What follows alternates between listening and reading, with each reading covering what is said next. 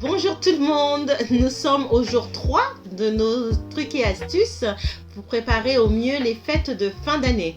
Je suis ravie de vous retrouver aujourd'hui et je vais pouvoir vous parler particulièrement aujourd'hui d'un sujet qui n'est autre que la décoration.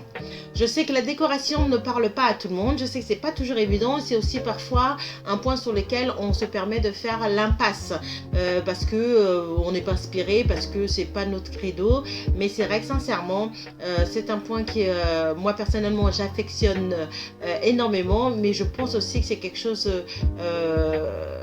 qu'il ne faut pas négliger parce que ça donne vraiment cette ambiance et surtout ça met les gens dans le contexte et ça donne envie de déguster les mets qui viennent après par la suite. Donc si vous voulez aussi pouvoir mettre en bouche les personnes, leur donner envie de déguster vos repas, sincèrement ne faites pas l'impasse sur la décoration et voilà, aujourd'hui je vais vous parler de ça et je vais pouvoir vous donner quelques trucs et astuces pour pouvoir faire au mieux une décoration pour les deux fêtes qui nous attendent. Excusez-moi. Mais avant cela, je voulais d'abord savoir comment vous vous sentez.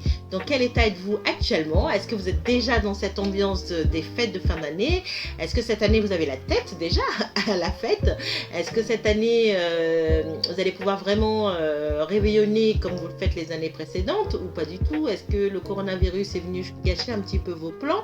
Ou au contraire, du tout, et vous êtes déjà dans les starting blocks et vous avez déjà commencé un petit peu à vous préparer, à faire vos listes, à acheter, etc. Donc dites-moi tout ça dans les commentaires, ça m'intéresse et voilà, qu'on puisse un petit peu échanger, ça me ferait plaisir.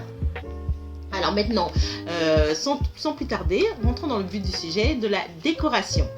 Alors, j'ai réparti ce sujet en plusieurs thèmes. Donc, je vais vous donner des petits thèmes qui vont peut-être vous permettre de pouvoir aussi vous inspirer. Sincèrement, allez-y, faites-vous plaisir. Inspirez-vous de ce que je vous donne aujourd'hui et je vais vous donner des mots qui vont vous permettre de pouvoir aller faire des recherches sur les moteurs de recherche, aller taper un petit peu pour avoir des idées, avoir des images qui pourront vous inspirer et pouvoir faire votre propre décoration. Voilà. Alors, pour commencer, je vous propose par exemple vous pouvez faire une décoration dite entre guillemets moderne. Donc, qui dit moderne, ça veut dire les choses assez simples, assez épurées aussi. Ça peut rentrer dedans aussi dans le moderne. Voilà, on va sortir du classique, de ce qu'on peut déjà connaître habituellement. On va plutôt être dans tout ce qui est plutôt... oui, je disais donc moderne. Je ne sais pas si ça vous parle plus que ça. Ensuite, moi j'ai mis un autre point aussi, c'était épuré. Ça veut dire qu'on va rester light dans la décoration. On va pas mettre trop de choses. On va laisser que ça soit assez aéré, assez simple aussi. Voilà, ce qu'on appelle une décoration épurée. Ensuite, vous pouvez faire une décoration rustique. Moi, je dis rustique chalet, où vous pouvez allier... donc, comment dire, vous pouvez prendre des matériaux que l'on peut retrouver en extérieur, comme par exemple ramasser des petits des petits bouts de bois, vous pouvez ramasser des pommes de pin, vous pouvez ramasser, je sais pas moi, couper des petites branches de sapin, etc. que vous pourrez agrémenter votre décoration. Et en plus, dans cette décoration, ce qui est sympa, c'est que vous pouvez le faire avec vos enfants. Là, cette année, Noël tombe un vendredi, donc les enfants seront en vacances déjà depuis une semaine. Donc, ça vous laisse le temps de pouvoir aller vous balader avec les enfants en forêt, par exemple, si vous avez une forêt à proximité. Moi, j'ai de la chance, je suis voisine d'une forêt. Et pouvoir aller ramasser des feuilles, des pommes de pin, enfin voilà, tout ce que la nature peut nous offrir, de la mousse, voilà, des choses comme ça, après que vous pouvez décorer, améliorer, customiser, bomber avec des bombes de couleurs, etc.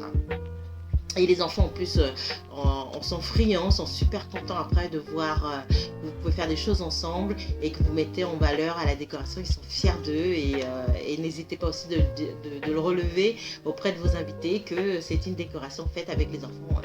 Ils sont remontés à bloc et sont contents. Voilà. Ensuite, vous pouvez faire une décoration comestible. Alors ça, c'est un choix que j'ai fait pour moi pour cette année. C'est ce que je compte faire. D'ailleurs, je vous mettrai des photos. Je vous montrerai mes réalisations personnelles. Mais en attendant, c'est aussi une décoration que je vous propose, surtout dans cette année où on a beaucoup cette envie de limiter le gaspillage, pardon. Et voilà, de faire attention aux produits et de ne pas être dans l'excès. Donc moi, je vous conseille de de faire une décoration. Enfin, moi, je compte faire en tout cas une décoration comestible. Alors, ce qu'on appelle comestible, c'est une décoration qui peut se manger, que ce soit au niveau de la table ou que ce soit au niveau même du sapin de Noël. Le jour même, je voudrais mettre des petites décos qui se mangent, comme ça les enfants peuvent aller se faire plaisir, y aller récupérer les décos et les manger. Voilà, c'est une idée comme une autre et je pense que je pourrais étayer et vous montrer en direct quand je la mettrai pour mon propre Noël. Voilà. Ensuite, pour faire une décoration, surtout dans les thèmes de couleurs, par exemple. Vous pouvez, par exemple, faire des couleurs classiques. Donc, quand on dit traditionnel classique, par exemple pour Noël, ça va être souvent le rouge et le vert, hein, bien sûr, avec agrémenté parfois de bougies. Sinon, pour ce qui est des couleurs plutôt épurées, ça va être plutôt le blanc ou le transparent. Hein. Ensuite, pour ce qui est du chic, on va beaucoup utiliser souvent pour le nouvel an, ça va être le doré et le noir. C'est un côté très chic, très classe. Donc allez-y, il y a beaucoup de tutos ou des modèles de décoration dans toutes ces couleurs que je viens de vous énumérer. Ensuite, vous pouvez aussi faire une chose qu'on ne voit pas souvent, mais qui peut être aussi très sympa, c'est le monochrome, faire une seule couleur, mais en plusieurs degrés de teinte. Ça va être du foncé au plus clair. Vous pouvez jouer sur une seule couleur et faire des graduations. Voilà.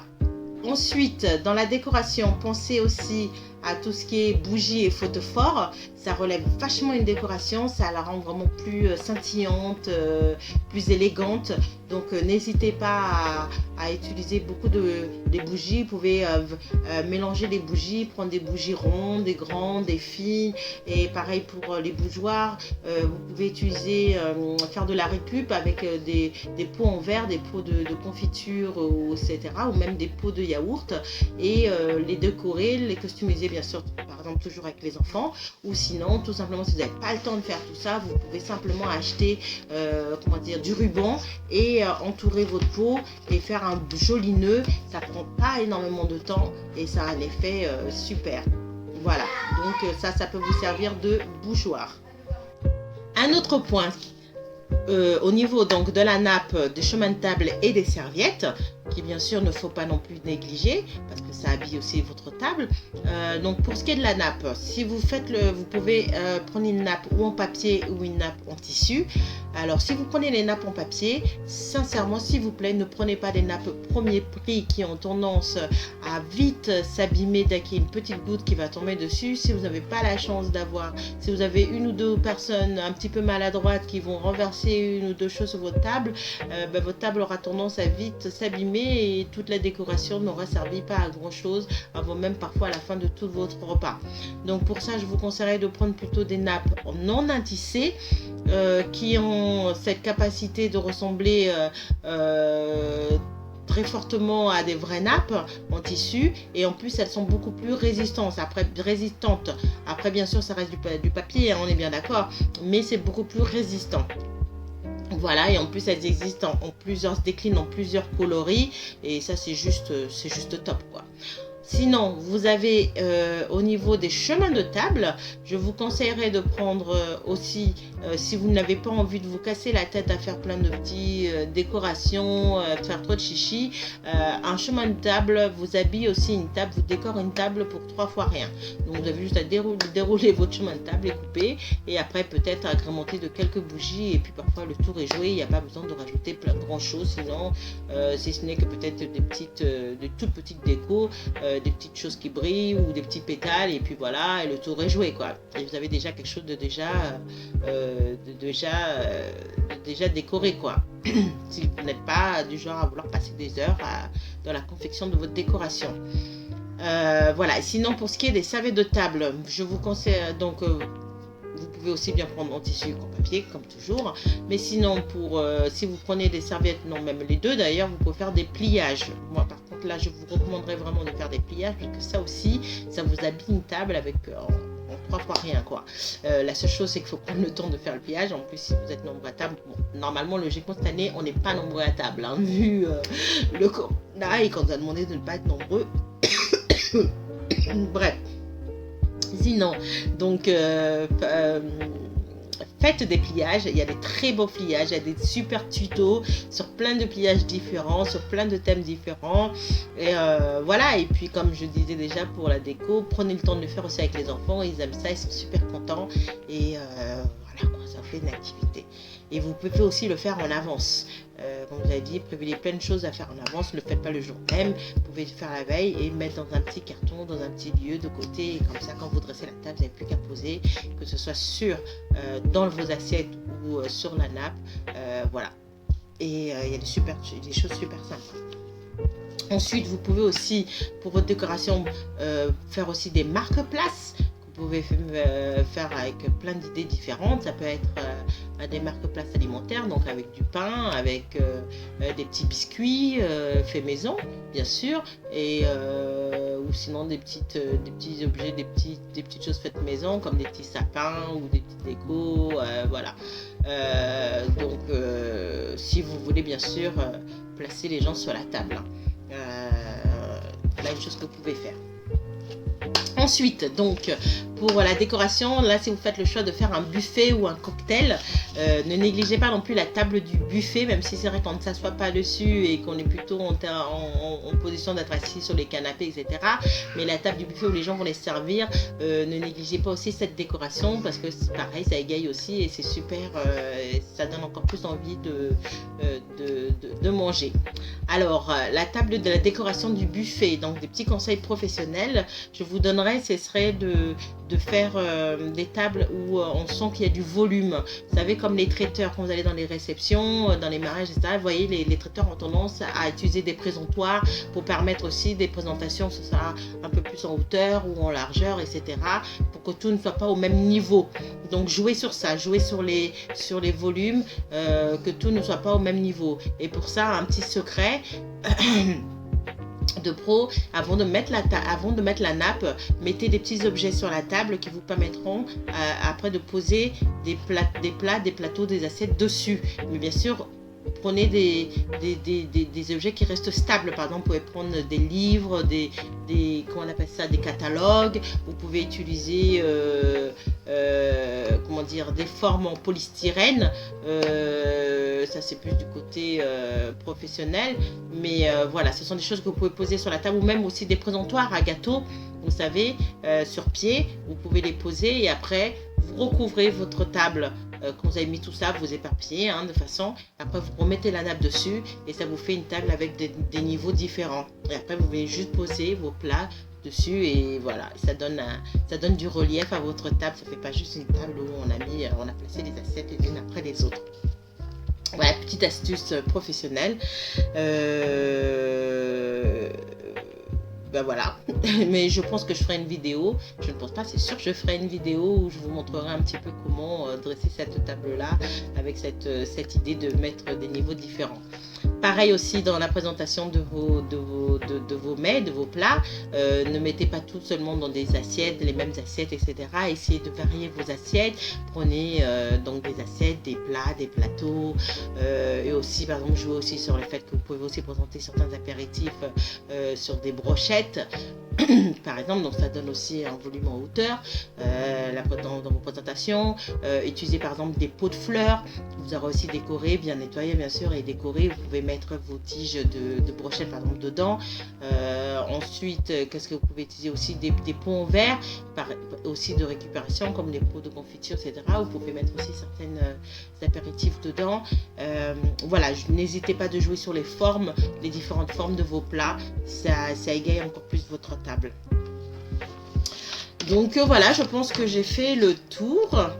Je vous ai tout dit, je vous ai donné mes astuces sur ce qui est de la décoration. Si vous voulez plus en plus d'informations, si vous avez des questions, n'hésitez pas à me mettre dans les commentaires. J'essaierai de prendre vraiment le temps de répondre à chacun. Et voilà, en attendant aussi les vidéos que je vais faire plus précises sur cela. Donc je vous ai donné quelques petits mots, quelques termes que vous pouvez écrire donc, dans les barres de recherche, et vous aurez plein d'idées pour vous guider dans votre décoration. Donc ne négligez pas la décoration, et bien sûr, comme je vous ai déjà dit, n'hésitez pas quand on y sera de me faire des photos et de me les envoyer, ou de taguer laissez Madame Faire, hashtag laissez Madame Faire, afin que je puisse les voir.